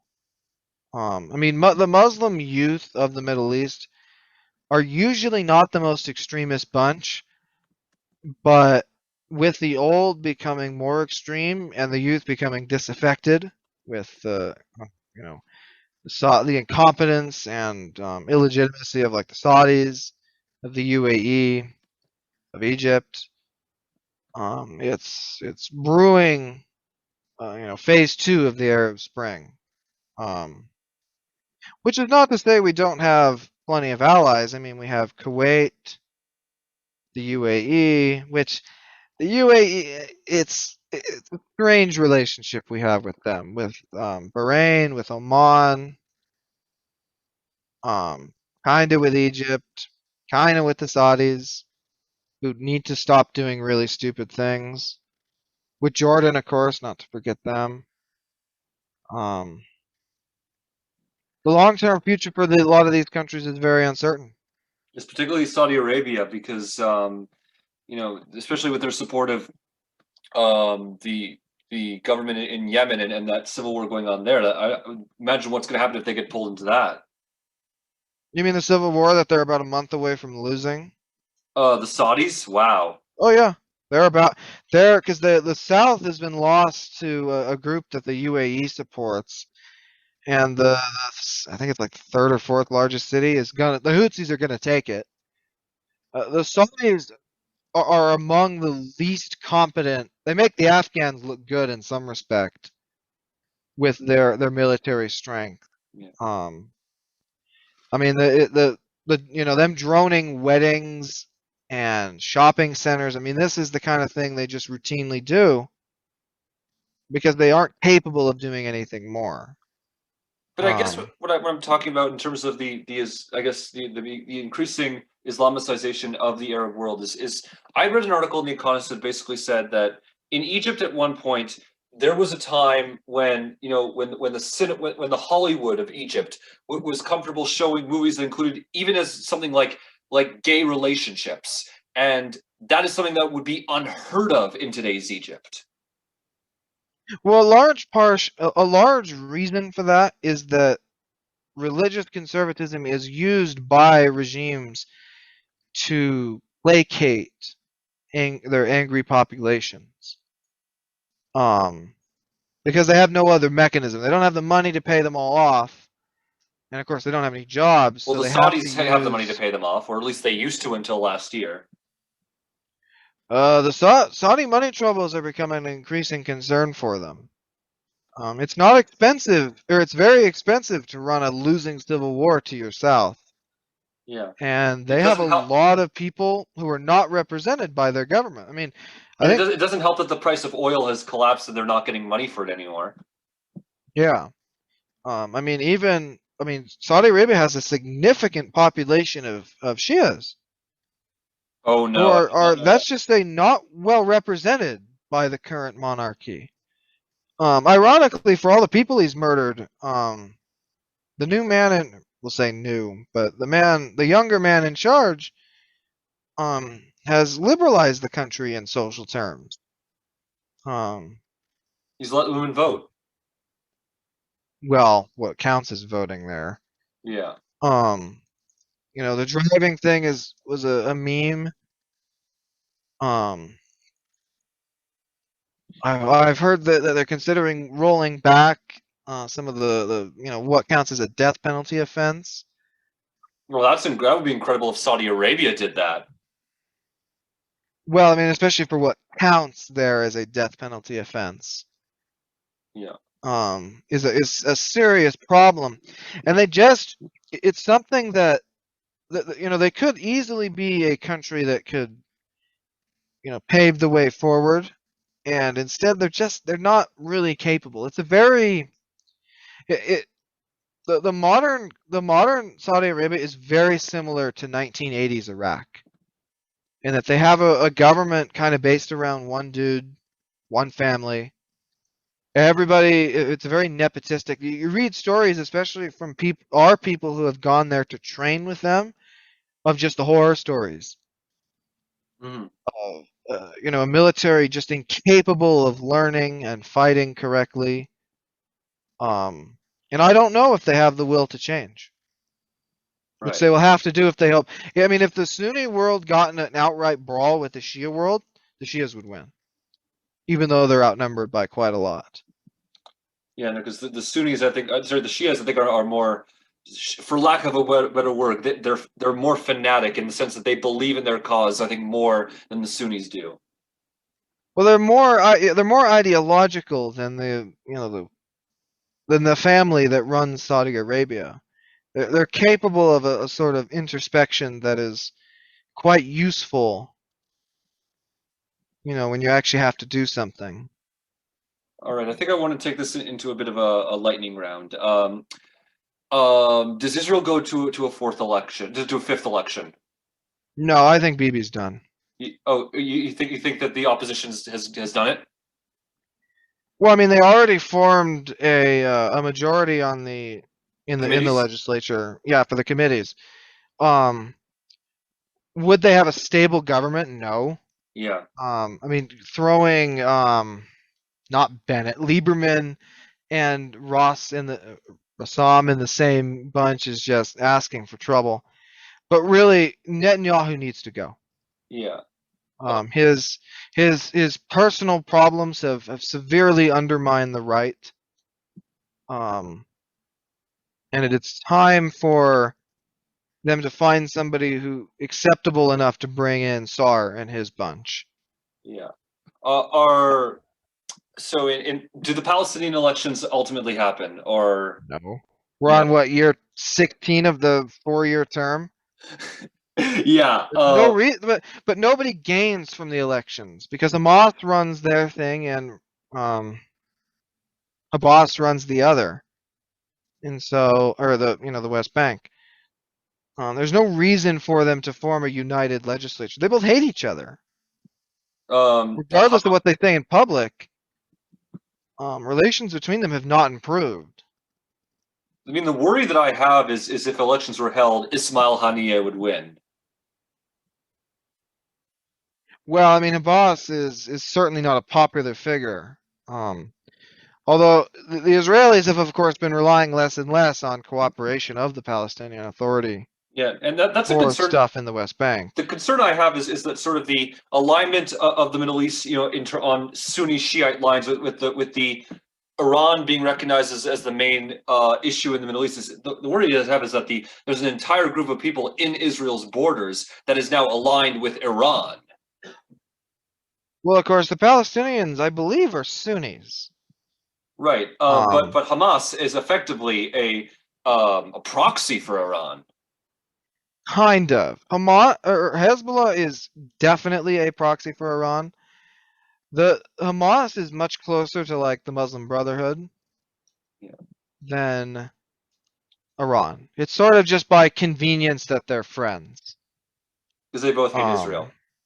yeah, that's if they had a choice in the matter, they would not be. They'd be shooting at each other. The same way that um, the Houthi army and Al Qaeda in Iraq openly did fight. Right. So it's Um, I don't think both me and the Israelis almost certainly agree. I don't think Hamas and that lot represent a real threat to Israel. Um, of course, the real trouble is Hezbollah. That's the thing that for now doesn't constitute a threat, but the question is, can missile interceptors outpace missile development? right. The problem. Yeah. Going further east, Japan. Is Yoshihide Suga able to win re-election for the LDP? I don't even know if he's going to keep his job into next week. Didn't they lose all those crucial by-elections? I can look that up actually. There were Uh, this week, I think. I think they got completely wrecked. Yeah, s- opposition sweeps 3 Diet seats, dealing heavy blow to Saga. oh wow. Um, Um, let me just bring up who have the. had a hard time. I mean, even in vaccine terms, they've had a hard time. Yeah, it's just The that. opposition seems to have finally gotten a grip. Yeah, no, but it's just that the LDP has governed Japan forever almost. Well, except from 2008 to 12. Yeah, Although it didn't help that the seats were vacated because of vote buying and bribe taking scandals. That's nice. yeah. So you think that it's ultimately better for the LDP to just cut their losses, replace this guy, and choose someone else? Yeah. Yeah, Suga, I mean, nobody, I mean, I hadn't even heard of the man before he did it, but fortunately they've only got a couple months. I'd replace him. I mean, they can almost certainly win because the opposition is still not completely united. Um, but risking it is unwise. Yeah, in Australia, how has Scott Morrison been doing? I believe it's a dead. I believe I thought the last polls were tied, which means he's gonna win. Right. No, I Because actually like that. the polls in Australia are absolutely abominable. Who's leading Labor at the moment there? Uh, what's his name? He looks like Richard Bergen. Okay, Am I right or am I wrong? Wait. let me look this up. Yeah, it is. It's Anthony Albess. He's a big, a very left wing member of the party. Oi, oi, oi. Um, So, but well, that's good because they have the, yeah. it's good because I think that Morrison's actually been a really good leader. He manages to balance the sort of aggressiveness of Abbott with the why are you even here of whoever came after him. Turnbull. Howard. No, Turnbull. Yeah, yeah, not Howard. Howard was decades ago. Yeah, John Howard is Yeah, basically like the George Bush of Australia. probably closer to the Thatcher, since most of his own people still like him. Yeah, Yeah, if Labor's only up by like a point, they lose. yeah. The polls Um, are so bad. The polls are abominable in Australia. It's just disgusting. yeah, one of the things I like that about Morrison is that he's basically tried to distance Australia, from China because Australia has been very reliant on the Chinese economy. They actually didn't have a recession in 2008.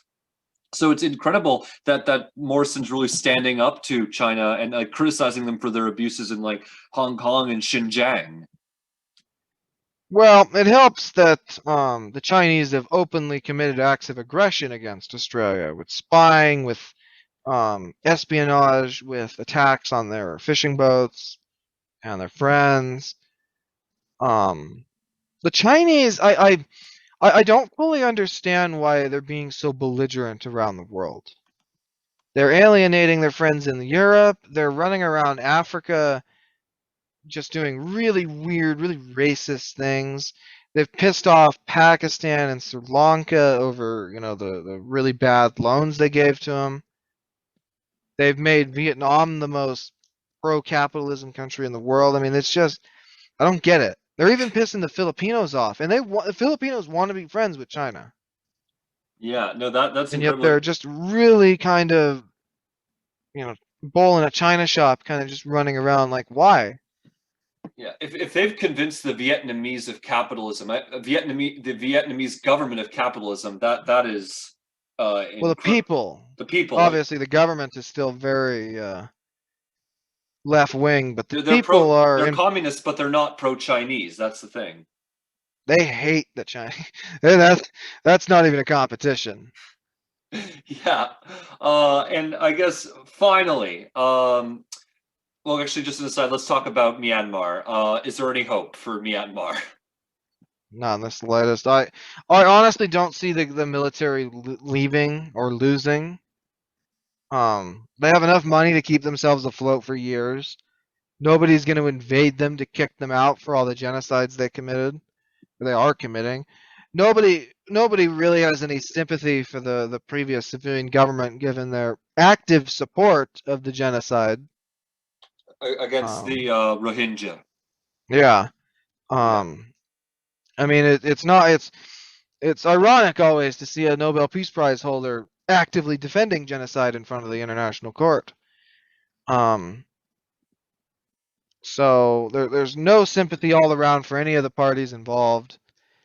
It's just gonna sputter out, and who knows where it'll end.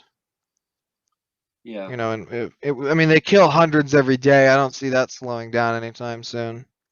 Nor the And people gaining sufficient power to overthrow the government or the junta by force. yeah. And finally, we'll talk about U.S. domestic politics more another time. But do the Nationals in New Zealand have any hope of winning back the government from Jacinda Ardern? No, it's gonna be a decade before they're realistically in a position to hold power again. Well, that's And of unfortunate. course it's funny to see that not was it One Nation was the name of the far right party that went with New Labor Zealand when they had a first. choice. Yeah. And they got wiped out. I was very happy to see that. Yeah. An absolutely abominable group. It's the party that combines, fiscal far left, social far right. Yeah. It was good to see them get wiped out. They made the wrong choice, shall we say. Yeah, I think, for example, Jacinda Ardern, I think for her first term said she generally supported limiting immigration, and I think in order to win the support of New Zealand first. Oh yeah. That's very common though among a lot of I mean Denmark is probably their socialist party is probably further right on immigration than Trump is. Yeah, no, I think that And just abominable activities that would be condemned in a reasonable place, but obviously they're in Europe, so that's fine. Okay, fine. I'll ask one quick question on domestic policy. I guess it's about the infrastructure plan. Putting aside the fact that our conversation has been infrastructure this evening, so I thank you for that. Of course. Yeah, how does this bill pass in its current form? How many changes are going to be made to before it actually gets to Biden's desk? Well, I mean, clearly there's going to be another 100 billion added for West Virginia. Of course. But other than that, I don't see why Dems wouldn't be able to pass it. They've already spent trillions. What's another two? Yeah, and they've already got another use of the reconciliation, and they've also got an opposition party which will spend their way to oblivion when they're in power. So they might as well go all in, right? Yeah, of course they're spending far more than we ever did, and not even on the same scale. The real important fight though is when the stuff like HR1 comes up. Yeah. Something that absolutely must be stopped at all costs. We will get to that. I definitely want to do this again with you. Want to get a chance to plug where people can follow you? Just Twitter, basically, at the handle you described. Yeah. At CA Conservative, please follow him, and also please follow me and subscribe to my YouTube channel. I recommend subscribing to Cameron's YouTube channel, except I don't think you have a YouTube channel. I don't. Okay. I'm not an epic journalist such as yourself. Well, I think let's calm it down a bit here. But Cameron, thank you so much for joining me, and I want to have you back to talk about more about U.S. domestic policy. It'd be my pleasure. See you then.